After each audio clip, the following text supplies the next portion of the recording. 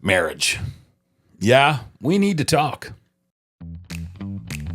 We are just two guys navigating this chapter called midlife.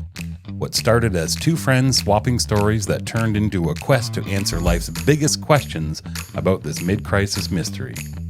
Join us as we talk it out, laugh through the chaos, and get real about the struggles. This is our podcast. This is our question. Is it menopause or menopause? Here's today's subject, marriage. We need to talk. We're going to cover the not so glamorous realities of being in a relationship for 20 plus years. From dealing with menopause and the empty nest to keeping intimacy alive and handling boredom. There's a lot of material for humor and deep conversations. Is this what we signed up for? Let's get into it.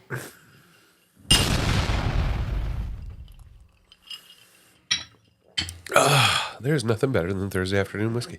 It's Tuesday. Tuesday afternoon whiskey, or actually Wednesday afternoon whiskey. Tuesday You know night. what? There's nothing better than whiskey. What are we talking about? We're talking about marriage, boredom, challenges. What we're doing. Yeah. We're just going to look into the insanity, I guess, of the possible insanity of a long-term relationship. You know, I'm going to dig in. I'm going to dig in right away. Yeah. I'm going to circle back to you and I have been doing this podcast for 3 years now, and we didn't realize we just were missing the mic and the television. Absolutely. Right? Fair enough. And in fairness, the reason this all began, and we tell this story forever, and we laugh about it over drinks, but there was one night where I happened to be driving home, and you're out on the lawn. It was a warm August eve. Dawn, the sun's going down, and you got a garden hose watering a 100-year-old tree in your front yard. Like, who the fuck waters a tree in their front yard? And I pull over and I'm like, what are you doing? And just so nonchalantly, as this is an everyday activity. Watering a tree? And you didn't even need to say anything else. Because I already knew what was happening inside the house. I knew what was happening inside your brain. And the last place you wanted to be was in trouble in your living room, being told that you're fat or ugly or stupid or whatever the hell had happened that day. I still don't know why you were watering the tree, but I don't even remember, but there was a reason. And for years now, we talk about healthy decision. What'd you do last weekend? Watered the tree. Oh, Yeah. Okay. Your dog now house. it's Our our thing. dog house, right? Yep. Now it's our thing. So, I mean, so welcome to menopause. That's what we're talking about here. That's what it is. Guy problems, girl problems, marriage problems, relationship problems, health problems, financial problems. So the we're covered it all. the infamous subject line for today is we need to talk. The dreaded we need to talk. You know, anything pop into mind? Anything right off the top of your head where you're God. like, I can't do this. Or I can do it, or I don't want to do it, or what now? No, I'm good to go with it. I just can't remember. There's been so many. There's been so many. And you good know and what? bad. Not always bad. And we've said, hey, we don't want to talk about our personal relationship. We're not here to bash our wives. We love our wives. But we've both been in the doghouse, and our wives have been in the doghouse, and the people listening have all been in the doghouse. So it's not like we're bashing anybody. We're saying, here's what it is. It's not about bashing someone. It's about the situation. What situation. happened in that situation. Not whether it's yeah. their fault or our fault or they're bad or we're bad. Yeah. The things they don't tell you before we say, I do. You know, the things where you're like, oh, yeah. You know what we're doing now? We're going to the movies and we're spending money and we're buying houses and we're going on vacations. And all of a sudden, you're in it. You're in where we are right now. The very reason we're having these episodes is you're 20 years in and you're saying to yourself, okay, work's done, you know. Yep. What, your wife comes home, what's for supper? What are we watching tonight for reruns? Okay, you'll be reading your book and I'll be in the other room tinkering with this. And does it mean we're not in love with our partners anymore? That doesn't mean that. Nope. Does it mean we have different interests or we're drifting apart? No.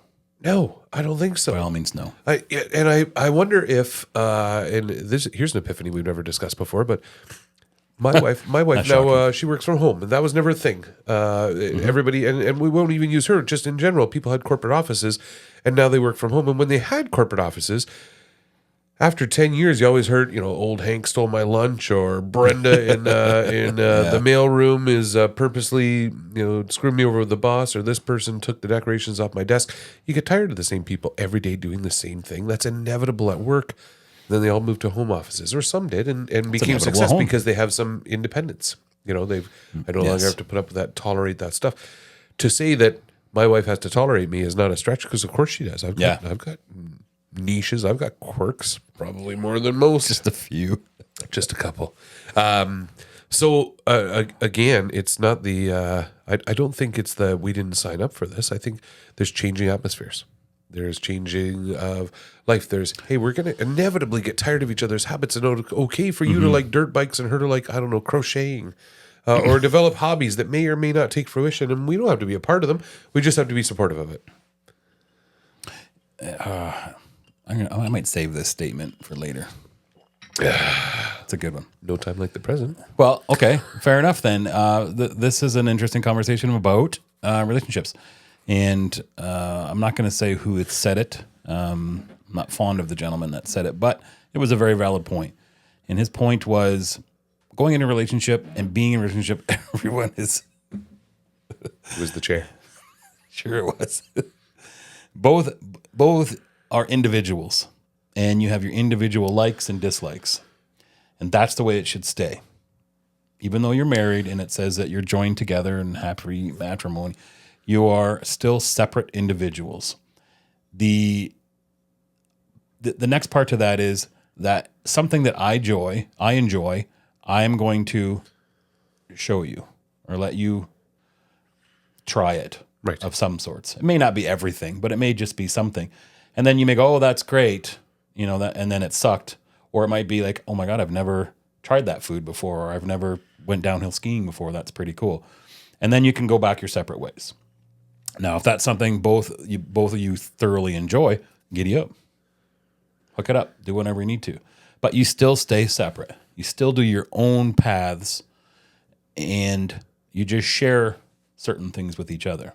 Rather than the we need to talk situation, why don't you like going to Hobby Lobby with me?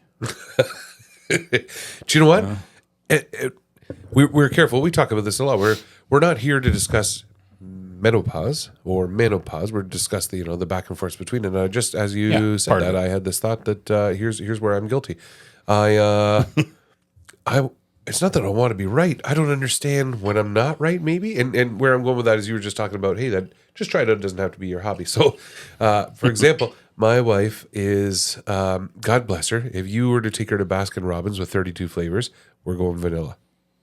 You go to Tim Hortons and you got that, raspberry sprinkles and Boston creams and all these fancy glazes and blah, blah, blah. Could I get an old-fashioned plain, please? This is as dry and as flavorless as they come, and I look at it and think, why are you not living life? If you've got 32 different flavors, chase the rainbow, baby. Yeah. You don't need Lucky Charms without the marshmallows. Why would you bother? So I don't understand that mindset. So when I go back and say, here's this new food, here's this new experience to try, here's the way we're going to vacation or eat or do this hobby, and it boils down to just plain Jane, I think to myself, you're wrong. You're wrong for liking that food or enjoying that way. Who's wrong? And that's one of those, you're wrong. We need to talk. Yeah. Man, I'm wrong. Yeah. Yeah, you do you. Yep. Yeah. So I've learned, I guess, in my relationship to say I embrace it. Just last night, no word of a lie, I had to stop at Tim Hortons on my way home, grab myself an old-fashioned plain to take home and think, I could have just got you a piece of cardboard on the way in from the recycling bin. You could have chewed on that. Same difference flavor-wise, but you do you. You know what, though? This is a little off the side of that, but I've seen it so many times where you get the Timbits, and no one eats the white powder ones or the plain ones. Yeah. And they're always at the end. And then you finally eat the plain one, and you're like, that's pretty good. Yeah. So what you're saying is... Why didn't I eat that first? Well, so, ladies and gentlemen, Jeff Bright eats ass. We got it. We got to the nitty gritty of the episode. We'll see you next week. That bad. I just care. People say it all the time. They always push it to the back, just like the yellow jelly beans. Yeah. Once again, or black ones. The black I eat right away, and many do. But the wife, yellow and orange. That's what she goes for. You know what I mean? Those stale suckers at the doctor's office. You're like, yeah, give me the purple. No. Yeah. Take my wife, the yellow be gone overnight. Anyway, circle. So the episode is, that infamous, we need to talk. And what do the words actually mean? Does it mean we need to talk? Because who says that? You just talk. We need to talk means I think we all know that we're in trouble. Yeah. It's building up. But do you ever say that? No. I don't have to say it. As a guy, I don't ever have to say it. We need to talk. Okay. Do you never not have to say it, or you don't want to say it? No, that's valid. I don't want to say it. Yeah, me too. Yeah. And I save it. I know. I save it for. I don't hit you like a fucking brick door on a Tuesday afternoon when you get home from work. It's we're going off to a nice dinner somewhere. We're both in a good place. Hey, you remember that thing last week? Can we table that? I do. And because to me, it's a safe place. It's we're in a good place. There's no animosity. There's no hitting you on the, Okay. However, I'm not saying that's the right way to do it. As a matter of fact, that backfires so many times. Like, I can we're see on a that. date day. Why you got to do this? I don't know. Because when else do we have the opportunity?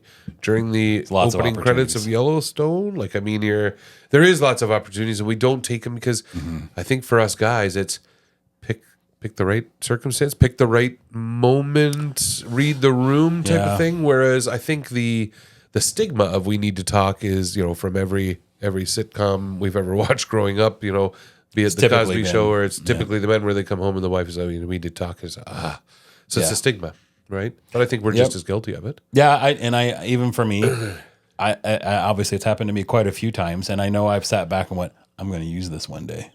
I'm going to try it one day. And I've built myself up to try and do that. And then I sit there and think, this is dumb. Because I'm just going to get in trouble.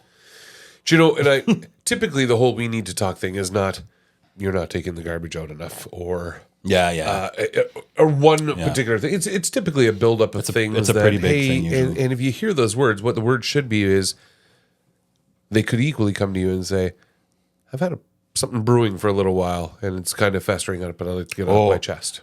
That's a whole great thing.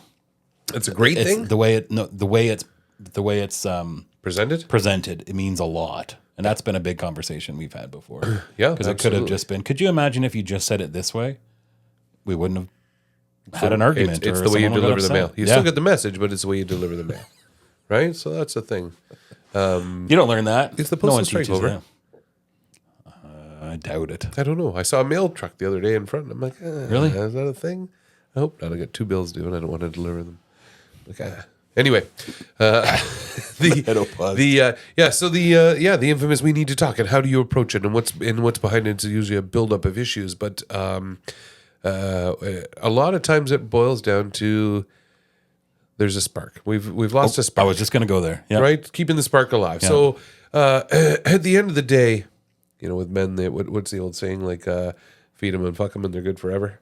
Like, not a whole lot to keeping them happy type of thing. And there's probably a magic formula out there, too, for husbands to wives. But at the end of the day, the infamous we need to talk is probably a festering of things saying, we've lost some communication, we've lost some connectivity, and let's find a way together to re-embrace it. So I don't think we should take we need to talk as a threat. No, it's just a lot of times comes off that way for the most part. But I think it's, once again, it's how it's presented.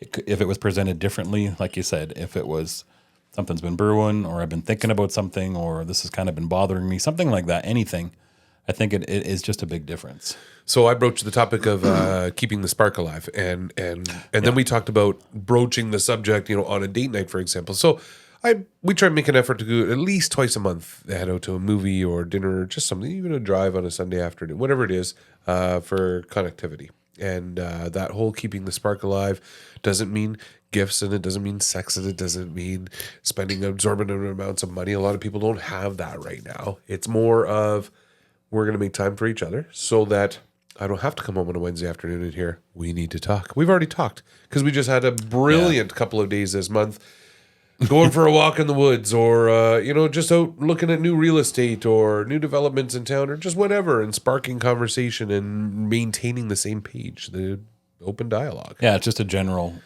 ongoing. If you're close enough that you have an open dialogue with somebody, and you can just, sky's the limit, there's no animosity, then you will never hear the words, we need to talk. Mm-hmm. When was the last time you called me and said, we need to talk? It doesn't happen. No, it wouldn't happen. You know what I mean? We've got a 20-year relationship. That I just wouldn't call you. If I was Maddie, I wouldn't call you. Yeah. Well, there's another thing too. Is that an option? Can I just ignore my wife for a couple of months and be like, sure. Yeah, not a couple of months. Oh, weeks. Yeah. You still got to live with her. Yes. But yeah, you don't learn that. That's a good one. The spark thing. I think that comes up with everybody, especially in like talking about long-term relationships. It's definitely a thing. It's definitely, everyone goes through it. And we've looked at other couples. We've looked at, other things. And it's interesting how that transition happens from dating to long-term relationship to not dating anymore. 100%. Now I've been through it, so I'm not going to call them marriages, but I've been through 4 or 5. long-term relationships, ones? that stick or don't stick, and legal. Yeah. And I think you get to the point where you find the one that okay, here we go. And for me, it's just because I don't want to settle. You know what? I'm not going to settle. I found what I want now. We're good.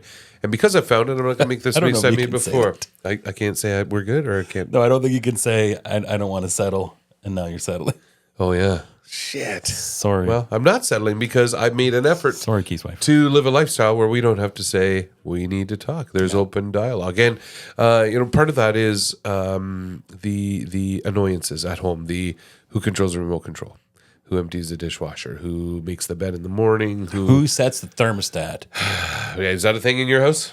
Oh, yeah. Oh, is it? Yeah. That surprises legit me. It's odd that it is, but it is, because it's still, for me, it's more of like, if you're outside and it's -10 and you come inside and you're cold, you don't have to turn the thermostat up. You will get warm. Maybe. No, you will. Okay. That's just so common physics. You know what? We'll go back to this. Is a really good one here. Is I'll use my parents as an example because they probably never see an episode of this, and I can't possibly be in trouble. Sure, they will. Not even religious. I'm doing that. Am I? Yeah. This to your dad. I grew up in a household where menopause was a very, very big issue at a young age, and brought on by an early hysterectomy that hit hard, and it hit the whole family. And it wasn't one person going through it; it was a family going through it. And in this case, the thermostat made me think of it. They're hot flashes. Everybody knows. I mean, it's on every sitcom. Menopause naturally comes with hot flashes. I don't know. I'm a man. I don't understand them. I don't have hot flashes. It's not a thing that occurs to me. But I can never understand. We grew up in a place with a meat cooler. We had a butcher shop downstairs, and I always said that thing breaks down, ain't no problem. We'll just take it up to Mom's room and hang the carcasses off the ceiling fan because it's that cold in there. In the wintertime, though, the window's open with the air conditioner sitting in it, and you're like, what the hell is going on in here? I can't even imagine back then my father looking, going, I'm in control of the thermostat. Buddy, you're the most selfish asshole on the planet. Now, that said, we can choose. We can have different rooms. We can sleep in different areas of the house. We can cool one room and not the others. We can find a compromise. You can put a sweater on. You can take a sweater off. Right. So I'm guilty because I would look in this situation and go, why the hell do I got to walk around the house wearing a sweater and socks and blah, blah, blah? Because of one person, the needs of the few outweigh the needs of the many. It's a shitty situation to be in. It is. Or am I a shitty husband for having that attitude? No, I'm not there yet. Are you? Have you had the hot flash thing yet? Just walking upstairs. Not you. I'm talking about you having to, your wife going through it and saying, yeah, it's hot in here. Yeah, it's yeah. Not. That's a whole different conversation. And here's me reading the room. So moving on. That's a whole other thing. That would be a long topic. Do you know I don't think we can just dabble on that one. Overall, though, I'm talking about, and when we're talking about we need to talk and it's the little annoyances, do you fight over the remote? Do you fight over windows open or lights left on or all that little stuff? Or have you developed a routine where you just go? I don't, I'm pretty sure we don't. I think it's more, we found kind of a happy middle ground. Now, I'm sure my wife would say otherwise, but, we try and a little bit of both, try and compromise. So it's years of learning each other and learning these routines, but at the same time, even though you have them, is it one of those things where you're at a party and then all of a sudden one of you can speak up and say, well, yeah, he controls the thermostat. Yeah, I'm okay with that. Because honestly, in my perspective, it's a game for me. It's a challenge to see how much I can save for the next month. You're looking at it from a financial point of view. Yeah, it doesn't mean anything else other than that. It's not like I care, other than there's nothing worse than, having the windows wide open and the furnace on full blast. Yeah. To me, it doesn't make sense. Yeah. And I get the same thing with my teenage son. We got home the other day. We were away for like 4 days, got home. Furnace is on, windows are fogging up, and his bedroom window's wide open. You can see from the street. And I'm like, oh, there's a squirrel. There's a squirrel in the house, guaranteed. They're nesting. That's that time of year. So it's not just husbands and wives. It's everybody. No, it's a everybody. Respect thing, right? And yeah. But what we're talking about is that whole we need to talk thing and what encourages it. And do you guys, is that something that you guys go over daily, like little things like that? No, we don't. But I'd imagine most households do. Maybe we're the two guys but I have in the past, and it's I think the purpose of what we're talking about today is the uncomfortable situation of letting things build up and fester to the point where, we need to talk. And Yes.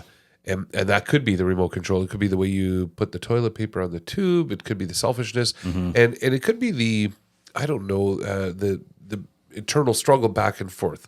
For example, my first marriage was, I promise you, that final fight was over towels. I had folded, and That's a common thing. She's had a long week at home with the kids. It must be rough. I get done a work week, but I'm not so selfish as though to say I'm going to stop and fold all the towels and put them away. It turns out I'd done it wrong. I had folded the towels wrong. I put them in a closet in a way that they did not fit into that closet, but they did. And they were folded. And that's what we could have focused on, but we didn't. It was, you folded the towels wrong. And at that point, It had nothing to do with the you know what? towels. Where's the bleeper button for the swear word? I want to say, because it had nothing to do with the towels, and I thought, how is that act of service not appreciated? And let's focus on the fact that I folded towels as opposed to I folded them wrong. And then it was I don't want to do it anymore. And there's your whole breakdown. There's the end of a marriage over. And I mean, it wasn't over towels, but No, the straw that broke the camel's. That was the general theme is, man, if we can't even communicate over something this silly, that's the biggest problem. Right we there. need to talk. It really is. Communication thing, yeah, and the build up and reading the room, and going over some things like that. As far as as adults, we should be able to unselfishly see what someone's going through. If someone's it's going back to the thermostat. If someone's sitting there, they got 4 sweatshirts on and 17 blankets. You're like, okay, it's probably pretty cold in here. Maybe I'll turn that up My once. spidey senses are up. Yes. And avoid that. Avoid that conflict. So that's what it really does boil down to. So when you're there, when you're walking into this, and my reaction, because my reaction is peace out, take half of everything, and I'll see you in court. That's how do you handle these conflicts when it's we need to talk, and we don't have to talk about our personal situations, but at the end of the day, the infamous we need to talk boils into there is a problem, let's solve it, and if that problem is not talked about, do you water trees? Do you just how No. Yeah, no. How big is that tree at this point? Yeah. You know what I mean? No. That was probably a one-off, but it was funny. It made good sense. But I am I am a troubleshooter, so I like to work it out regardless. And a lot of the times, if we need to talk, it's something I've probably done. So I have to basically eat some humble pie and say, So I got to ask though. I don't go down We fighting, need to talk though. is something you've done, meaning you never have to approach your partner and say, we need to talk because of something they've done. It's predominantly because you just let it roll off your back. Yeah. Oh, this is annoying. I'll bring it up once. Yeah, there's been some take things. care of it. But also, I'm a big believer in, I grew up in a house that fought all the time, and I never once saw any benefit from it. Nothing ever got accomplished, by fighting. Having a conversation was a different story, but actually fighting and arguing, and that's where, 9 times out of 10, that's where most conversations lead to after we need to talk sort of thing. Yeah. Because then you take it to heart, and then you take it personally. And once again, maybe the tone was wrong, or maybe the way it was presented was wrong. So yeah, that's where I think a lot of the anger kickback comes in because of that. But meanwhile, you're probably right. I did that wrong. I didn't do that wrong. What if they're not right? Well, then you have to stand up for yourself at least. Yeah, right? but I can walk in here any day of the week and say, hey man, the way you did that, I didn't approve of, or you weren't thinking right, and nothing to do with the two of us. Maybe I don't know. Maybe you're putting out a video with your boy of a school project, and I walk in and think, well, that's ridiculous. You did it wrong. I would just tell you straight up. Yeah. You probably, men to men, appreciate either the, hey, thanks for your opinion. Yep. Whether it's right or wrong. But I don't think we immediately jump to, you never victimize yourself and say, oh my God, I'm being attacked right now. Sometimes. Do you? Even with peer-to-peer? Depends on what it is. I know if I think it's coming from a valid position or not. If it's coming from something that's happened maybe before, or I've noticed something that's built up to that, then for sure, yeah, I feel attacked. Huh. So if it's a genuine thing, if you were to walk in and see me doing something and you were like, no, that you shouldn't do it that way. This is how you're supposed to do it, and it genuinely is the right way to do it or a better way to do it. Thanks, man. Yeah. Good to go. Yeah. But I wouldn't be why is he telling me that? He doesn't know what he's doing. I'm smarter than him. That can't be. As long as once again, it's how it's presented. It's how it's, So I'm in this position in my life, and I've talked to others about it who say the same thing. You. It's not about wanting something done a certain way. It's not about that at all. It's hey, I have something to talk to you about. I'm struggling with. I pick a subject. The way we organize the vegetable crisper. I don't know. Sure. And immediately, as soon as it's tabled on a fun date night, going down the street, and I've been meaning to bring this up, but we're in a good place. Can we broach the subject of the vegetable crisper? And it's never. Yeah, let's talk about that. It's, oh my God, what did I do wrong now? And it's like, shit. Either I'm too hard all the time where I'm a broken record, which I don't think that I am, or you got something else going on where why all of a sudden is this I don't feel safe telling you what I was about to tell you about the vegetable crisper anymore. I think once again, it boils down to how it's presented, because even like, I know I like a troubleshoot thing, so I will try different ways to present something, and you'll learn real fast. Yeah. What works and what doesn't work. Yeah. And it's not just with your spouse, it's with friends and family members and whatever. Yeah. It's the same thing, but like there's a way to present something, an issue. And I think if it's, once again, read the room, and if you're comfortable with that person, to bring it up during a conversation. But just being something's been troubling me. So what if we use, we'll use our professional lives. I'll talk about our local building inspector. So I have an issue, whatever that issue may be. I'm on this side of the wall, they're on that side of the wall, and we are trying to find a way to open up the door and talk to each other. And I look at the building inspector and say, hey, listen, I'm going to throw a ladder up on that wall for you to get over. And they're like, yeah, no, not allowed. And I say, okay, well, how about I cut a hole in this window? Not going to happen. I'm going to take a blowtorch and take the hinges off this door. Nope. Listen, I'm trying everything I can to get through. I'm taking all these different approaches, and I'm not looking at you saying you're selfish for not allowing me to do these things. I'm saying, okay, I've tried 4 or 5 ways to accomplish this goal at this time. Now I'm just going to ask the question. Is there any way that you, Mr. Building Inspector, can find a way to come to me? Can you make a suggestion? Tell me where there's a loose brick, and I'll start chiseling away at it from this side of the wall, and we'll meet halfway on something. And when they continue to say no, and then all of a sudden there's just a breakdown completely in communication where I look at it and think, man, I've tackled this every way I could tackle it, 2 or 3 different ways, worded 2 or 3 different ways. At some point, I just look and say, I'm going to break the law. I don't care anymore. Yeah. Circle back to a relationship, I just got to look and think, I don't want to talk about the vegetable crisper anymore. What I'm going to do is resent you until we're old and dead. Yeah. Because it's a big enough issue for me, and I don't even get to tell you that it's an issue anymore, because the second I say the word vegetable, bam, we clam up and we're done. And then it builds hostility, and to the point where a year from now, I'm going to look and say, we need to talk. Well, that brings up a good point. And just talking about how to deal with that, I learned quite a few years ago from an amazing businessman, and he said, don't ever come to me and ask me a question, ever. I thought, well, that's real nice, thanks. And he said, no, I want you to come to me and say, I've tried this, and this. I haven't been able to make it work. Would you happen to know a better way to make this work? And I'm like, hey, that's pretty cool. And he goes, you know why I'm telling you that? I said, I kind of understand it. And he's like, because I want you to try. I want you to try and just not rely on me.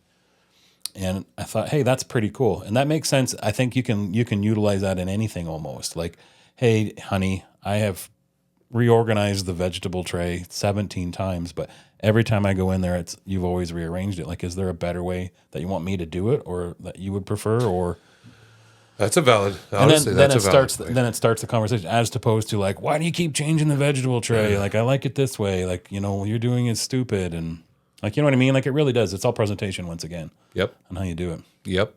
So. Yeah. And I think even inevitably, and especially if people listening to this show and there's a reason that they're listening, is probably we just give up and say, you know what, I'm just going to go get a fridge in the garage and have my own vegetable crisper. And then they find, because us men, we find to do that, right? But then that's never the answer, right? It's never the answer. But there's our compromise is, hey, why make a big deal out of anything? Let's just go spend 1% of this year's budget on a brand new fridge for the garage to avoid conflict. When you didn't have to buy a new fridge, all you had to do is say, have a man, conversation. can we fix the vegetable crisper? Like, this isn't. Yeah, let's this meet in the middle isn't- here. That's something, right? And I think enough of us just give up. Enough of us just say, "Oh my God." Well, and that goes back to that. I think personally, the multiple of arguments, the multiples of we need to talk, the multiples of where nothing gets. Once again, buildup. nothing gets answered. You know, it just becomes the same argument, the same thing over and over again. And even for myself, I know, you know, you're having an argument, you're like, we've had this argument already. Why are we still That's doing the it? broken record, right? That's Yeah. the whole, why are we going down this path? But again, maybe that argument was 10 years ago. Maybe it needs to be readdressed. Things change. People change. Absolutely. I'm Everything not- does. I'm in this particular case, and I like to stick to this theme. Is it menopause or is it menopause? I'm going to go to, I'll die on this hill. It's menopause. Because if it were you and I living together, we would never have a problem with that vegetable crisper. One of us would just call each other out and go, all right, it makes a valid point. It's really not that big of a deal. Here's the way the vegetable crisper is going to go. I'm just seriously. I'm sorry. I'm having a hard time just picturing us actually having vegetables. Yeah. I want my labels facing out. Who on ate the beer. who ate the last piece of pizza in there? Right. Don't worry, I got another one on order. Yeah. Yeah. I mean, that's a there's difference, and it really is the way that we communicate and the way we come back and forth. But I will say that in this particular case, I'm gonna. It is their fault, not ours. And, yeah, no, I went there. I know. Look at your Waiting for the face. dishes to Look at get your- thrown. Sometimes it's very valid to say that. I think so. This is menopause versus menopause, and in this And particular case, I don't. It's men versus women. It really is. still is. Yeah, this is it's an argument that doesn't need to be have. It's a build up of things that don't need to be built up. If at all, we could just communicate and say, "Hey." Now, I think we have a whole other subject that we're going to talk about with is about communication. Men communicate different than women, and listening versus problem solving and all that other stuff. So, it really is a deep issue. Before we get attacked online with all these comments, but at the end of the day. There is a way to deliver the mail, as we said earlier. Yeah. There is a way to get your message across, and if you try multiple times to get it, I think at some point, one of the two people have to look and say, is the vegetable crisper really Worth that it? big of it? Is it Yeah, really is it worth worth it? And do you think I'm wrong in saying 8 times out of 10, us men in relationships just look and go, Yeah, absolutely. eh. That's just what you do. It's just what you do. It's just what you do. Yeah. Yeah. It goes away. All right. So the winner is menopause. Men are from Mars, women are from Venus, whatever that's called. Pass the beer nuts. We're different. So, on that note, I think, we're just looking for answers of how do other people deal with long-term relationships or marriages? How do you go about dealing with that age-old "we need to talk" question? And what's in your vegetable crisper? On that note, Next my week. friend.